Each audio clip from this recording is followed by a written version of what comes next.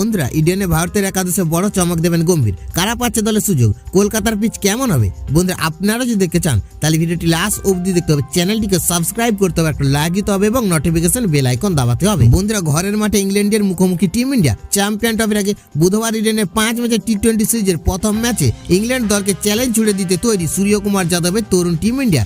দলে বেশি senior cricketer না থাকলেও 14 মাস পর এই ম্যাচ থেকে ভারতীয় দলে চোট সারিয়ে কামব্যাক করছেন মোহাম্মদ শামি। ফলে ঘরের মাঠে শামিকে ঘিরে স্বাভাবিকভাবে উন্মাদনা রয়েছে। বন্ধুরা, ভারত শেষ টি-20 সিরিজ সাউথ আফ্রিকার বিরুদ্ধে খেলেছিল, যা দল 3-1 ব্যবধানে জিতেছিল।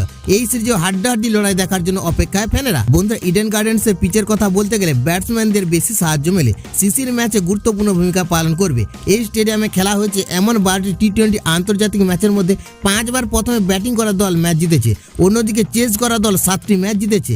তাই এখানে টস জিতে প্রথমে বল করার সিদ্ধান্ত সঠিক হতে পারে। বন্ধুরা, এক ঝলকে দেখে নিন ইংল্যান্ডের বিরুদ্ধে প্রথম টি-20 ম্যাচ ভারতের সম্ভাব্য একাদশ। Sanju Samson wicket keeper, Abhishek Sharma, তিলক বর্মা, সূর্যকুমার যাদব অধিনায়ক, হার্দিক পান্ডিয়া, রিঙ্কু সিং, নীতিশ কুমার রেড্ডি, অক্ষর পটেল, আর্শদীপ সিং, মোহাম্মদ শামি, বরুণ চক্রবর্তী।